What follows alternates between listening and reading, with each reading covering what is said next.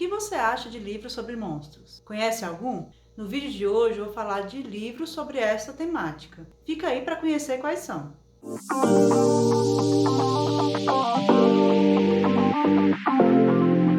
Oi gente, tudo bem? Seja bem-vinda, seja bem-vindo ao meu canal. Meu nome é Ariane Dantas, eu sou escritora e leitora. Neste canal eu incentivo a leitura, compartilhando experiências e dando dicas de livros. Quando se fala em livros sobre monstros, muitas pessoas podem não ter interesse e podem dizer: ah não, monstros? Porque podem se lembrar das histórias de terror que nem todo mundo tem coragem de assistir ou ler.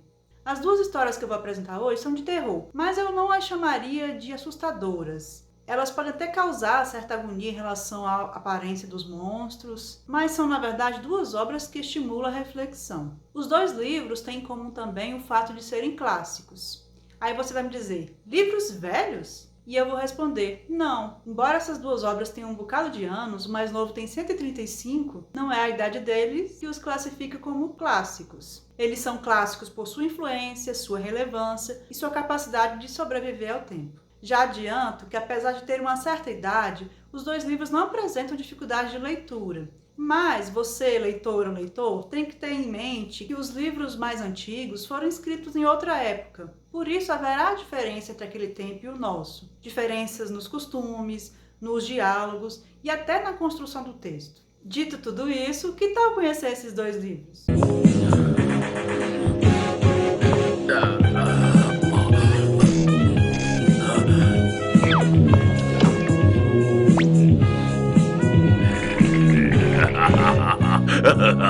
O primeiro livro é O Médico e o Monstro. O Médico e o Monstro, de autoria de Robert Louis Stevenson, foi publicado pela primeira vez em 1886 no Reino Unido. O autor nasceu na Escócia em 1850. Outra obra famosa que também escreveu foi A Ilha do Tesouro. O Médico e o Monstro foi adaptado para o cinema 4 vezes, influenciou diversas obras e é referenciado em livros, filmes, incluindo Um dos Trapalhões e até desenhos animados. Aposto que você aí, se ainda não leu o livro, tem uma ideia geral sobre o que é, ou ao menos conhece o título. Em O Médico e o Monstro, que se passa em Londres, aparece de repente um homem com aparência aterrorizante, que começa a cometer crimes na cidade. Seu nome é Edward Hyde. Todo mundo que o encontra sente um arrepio, uma repulsa àquele homem, sem saber explicar o que exatamente causa aquela repulsa. E também sem saber descrever o que há de errado no aspecto daquele sujeito. O mais estranho é que um médico importante, de bom nome, está envolvido com esse homem esquisito e até o inclui como o único herdeiro no seu testamento. Quando fica sabendo dessa história, Utterson, seu amigo e advogado, fica muito desconfiado daquilo. Acha esquisito aquela relação. Então cabe a ele descobrir o que está acontecendo. Por que o médico tão importante está envolvido com um monstro? E aí, junto com ele, nós, leitores, vamos tentar descobrir também o mistério.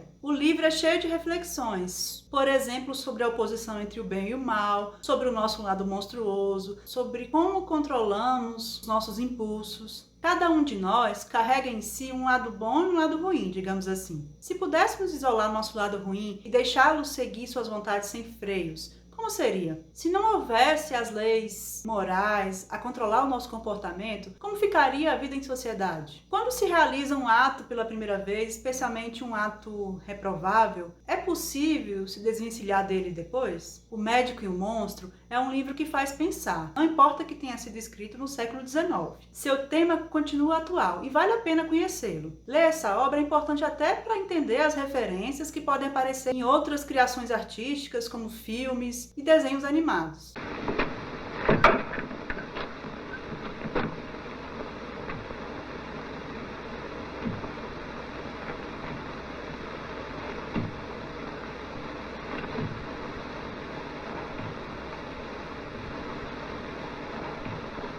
O segundo livro é Frankenstein. Frankenstein, ou Prometeu Moderno, de autoria de Mary Shelley, foi publicado pela primeira vez em 1818 no Reino Unido. Essa primeira publicação foi feita de forma anônima. Somente em 1823, a autora revelou que ela havia escrito o livro. Mary Shelley nasceu em 1797 na Inglaterra. Ela publicou outros romances depois, mas Frankenstein continua sendo seu trabalho mais conhecido. Ela também atuou na publicação de trabalhos do seu esposo. Frankenstein também foi adaptado diversas vezes para o cinema, para o teatro, para a televisão e para os quadrinhos. Mesmo quem não leu o livro ou não viu alguma dessas adaptações, sabe do que se trata quando escuta o título. Quem não conhece o monstro assustador com parafusos no pescoço? Ou quem nunca ouviu ou nunca falou a expressão Frankenstein para se referir a alguma coisa remendada? Talvez por essa imagem difundida, antes eu tinha preconceito com o livro, eu achava que não ia gostar dessa leitura. Mas foi por indicação de um grupo de leitura de que eu participava, o Leia Mulheres Brasília, que eu li o livro e acabei me surpreendendo. Para começar, eu desfiz o engano que quase todo mundo faz, aquele sobre quem é o Frankenstein. Frankenstein, Victor Frankenstein, não é o monstro, é o médico. Quer dizer, há controvérsias, mas eu não vou aqui dar tanto spoiler assim. Victor Frankenstein tem uma vida perfeita, uma família amorosa e uma noiva à espera. Mas ele acha que está faltando alguma coisa ali. Ele é apaixonado pela ciência. Então, quando ele junta essas duas coisas, o desejo de experimentar e a inquietação, o que acontece? Ele cria, vejam só, um monstro com pedaços de cadáveres. E ele faz isso para provar que é capaz de pôr em prática o que aprendeu na faculdade. Não façam isso em casa, por favor. Com o monstro agora vivo, Frankenstein vai ter que lidar com as consequências da sua criação.